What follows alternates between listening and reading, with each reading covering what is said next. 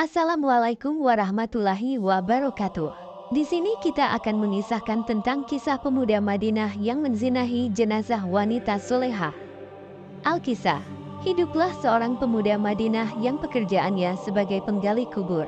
Selain dia bertugas menggali kubur ketika ada yang meninggal dunia, dia juga sering mencuri barang-barang berharga yang dikuburkan bersama jenazah. Pencurian ini dilakukan ketika keluarga jenazah pergi meninggalkan area pemakaman.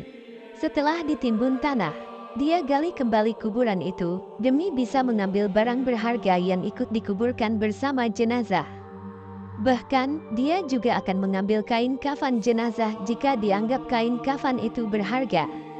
Pada suatu hari, ada seorang gadis di Madinah yang meninggal dunia. Gadis ini terkenal dengan kecantikannya yang luar biasa di kota itu. Di samping kecantikannya itu, gadis ini juga sangat solehah dan pandai menjaga diri. Semasa hidupnya, banyak laki-laki yang naksir dengan gadis cantik ini. Suatu hari, ketika gadis ini meninggal dunia, si pemuda penggali kubur ini memulai aksi bejatnya. Begitu suasana pemakaman sudah sepi, dia menggali kembali kuburan gadis itu. Pertama-tama dia ambil kain kafannya. Pada saat membuka semua kain kafan si gadis, maka terlihatlah kecantikan wajah dan tubuh dari gadis itu. Hingga membuat mata si pemuda terpesona karena melihat begitu indahnya tubuh jenazah si gadis.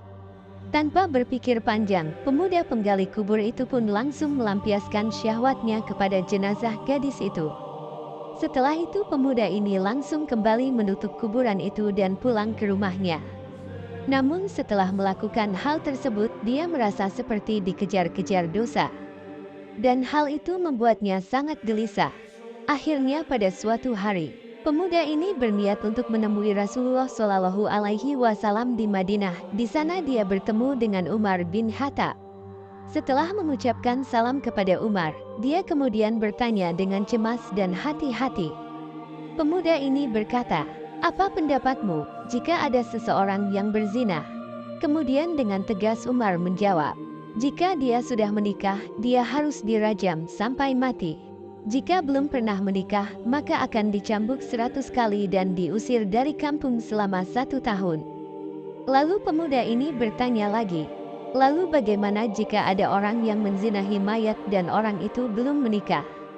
Umar pun terdiam mendengarnya. Bulu kuduknya berdiri mendengar pertanyaan pemuda itu. Maka Umar berkata, "Sungguh keterlaluan. Aku tidak bisa membayangkan sebesar apa dosanya orang itu. Memangnya siapa yang berani melakukan perbuatan keji seperti itu?" Sambil gemetaran, pemuda ini menjawab, "Wahai Umar, aku sendiri yang melakukannya. Apakah Allah Subhanahu wa Ta'ala masih mau mengampuni perbuatanku ini?" Tanpa berkata apapun, Umar langsung cepat-cepat berjalan masuk ke dalam masjid dan dia menangis. Rasulullah Shallallahu Alaihi Wasallam yang ada di dalam masjid itu heran melihat Umar yang tiba-tiba menangis. Kemudian Rasulullah Shallallahu Alaihi Wasallam bertanya kepada Umar, apa yang membuat dirinya sampai bersedih seperti itu? Umar menjawab, "Wahai Rasulullah, di luar ada seorang pemuda yang membuat bulu kuduku berdiri, dan dia ingin bertobat dari dosa-dosanya." Umar bin Hasan bin Ahmad Asy-Syakir Al-Haubawi, dalam kitabnya yang berjudul Duratun Nasihin, menceritakan, selanjutnya Rasulullah memerintahkan Umar bin Khattab untuk menyuruh pemuda itu masuk ke dalam masjid. Setelah masuk, Rasulullah Shallallahu Alaihi Wasallam melihat pemuda ini nangis terseduh-seduh. Kemudian Rasulullah pun bertanya, "Wahai anak muda, kenapa engkau menangis?" Pemuda itu menjawab, "Ya Rasulullah, aku ini terlalu banyak dosa, aku takut jika Allah akan marah besar kepadaku." Rasulullah Shallallahu Alaihi Wasallam bertanya, "Apakah engkau telah menyekutukan Allah? Atau engkau telah membunuh orang yang tidak bersalah?" Si pemuda menjawab, "Tidak ya Rasul, aku tidak pernah melakukan kedua hal itu." Rasulullah berusaha menghibur anak muda itu. "Ketahuilah anak muda, Allah akan mengampuni dosa-dosamu, sekalipun dosamu sebesar 7 lipat langit dan bumi. Apakah dosamu sebesar umul kursi?" Si pemuda menjawab, "Bahkan lebih besar dari itu ya Rasul." Rasulullah Shallallahu Alaihi Wasallam bertanya, "Apakah dosamu sebesar arsy?" Sambil menangis pemuda itu menjawab, "Kukira lebih besar dari itu ya Rasul." Rasulullah Shallallahu Alaihi Wasallam bertanya, "Sebenarnya dosa apa yang kau lakukan? Coba katakan padaku." Pemuda itu menjawab, "Sungguh aku malu untuk mengatakannya." Kemudian Rasulullah Shallallahu Alaihi Wasallam berusaha membujuk pemuda ini. "Jika tidak kau katakan, maka dosa itu akan tetap membebani jiwamu." Pemuda itu terdiam. Kepalanya hanya tertunduk melihat ke lantai masjid. Kemudian dia mulai memberanikan dirinya untuk mengatakan apa yang telah dia perbuat. Pemuda ini bercerita, "Aku telah 7 tahun bekerja sebagai penggali kubur. Suatu hari ada gadis yang meninggal dari kaum Ansor. Semasa hidupnya dia adalah gadis yang sangat cantik. Secara diam-diam ku gali kuburannya dan ku buka kain kafannya. Awalnya aku hanya berniat mengambil kain kafannya saja, tapi kemudian aku tak bisa menahan syahwatku. Maka ku lampiaskan syahwatku itu dengan menzinahi jenazah gadis itu sampai puas. Setelah itu ku tinggalkan mayat itu begitu saja. Kemudian baru beberapa langkah aku mau meninggalkan kuburan itu, tiba-tiba mayat itu bangkit lagi dan berkata kepadaku, 'Sungguh celaka engkau wahai pemuda. Apakah kau tidak malu kepada Tuhan yang kelak akan membalasmu di hari kiamat? Pada saat semua orang dituntut balas, engkau membiarkan aku dalam keadaan telanjang dan berhadas besar di hadapan Tuhanku.'" Mendengar pengakuan dari pemuda ini, Rasulullah Shallallahu Alaihi Wasallam menjadi sangat marah dan seketika itu langsung berdiri dan berkata, "Wahai pemuda fasik, tempatmu memang pantas di neraka, keluarlah dari tempat ini." Si pemuda pun keluar dari masjid itu dengan lemas dan hati yang hancur. Tak ada baginya untuk mendapatkan pengampunan dari dosa-dosanya itu.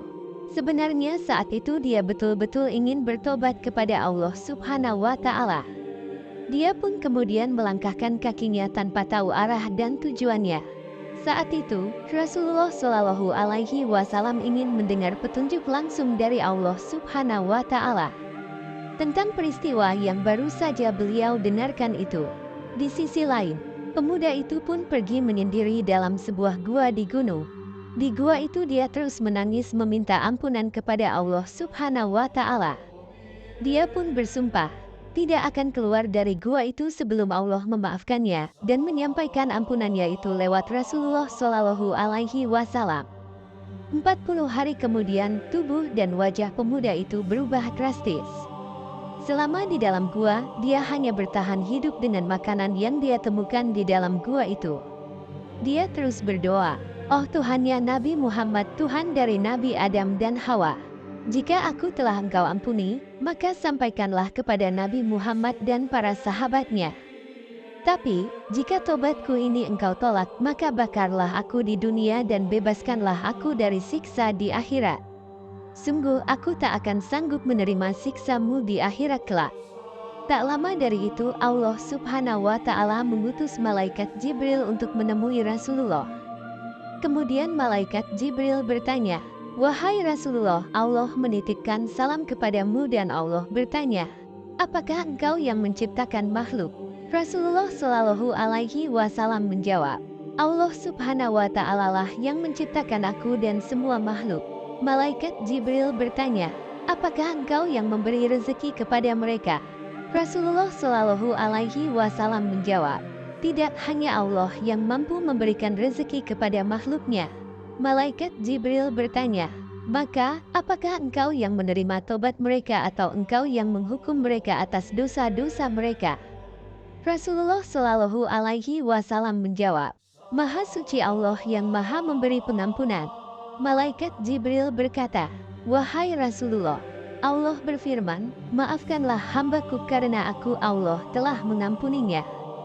Kemudian Rasulullah Shallallahu Alaihi Wasallam memanggil pemuda itu dan memberitahu kepadanya bahwasannya Allah Subhanahu wa Ta'ala telah mengampuni dosanya dan telah menerima tobatnya. Tak lama dari itu, pemuda ini pun meninggal dunia. Dan juga orang-orang yang apabila mengerjakan perbuatan keji atau menganiaya diri sendiri, mereka ingat akan Allah, lalu memohon ampun terhadap dosa-dosa mereka. Dan siapa lagi yang dapat mengampuni dosa selain daripada Allah? dan mereka tidak meneruskan perbuatan kejinya itu sedang mereka mengetahui. Quran Surah Ali Imran ayat 135. Wallahu a'lam bishawab. Jadi itulah kisah pemuda yang menzinahi jenazah wanita solehah. Semoga kisah ini bermanfaat dan menambah keimanan kita. Sahabat beriman, sekian penyampaian dari saya, lebih dan kurangnya mohon dimaafkan. Kebenaran hanya milik Allah Subhanahu wa Ta'ala. Salah dan khilaf datangnya dari saya pribadi. Wassalamualaikum warahmatullahi wabarakatuh.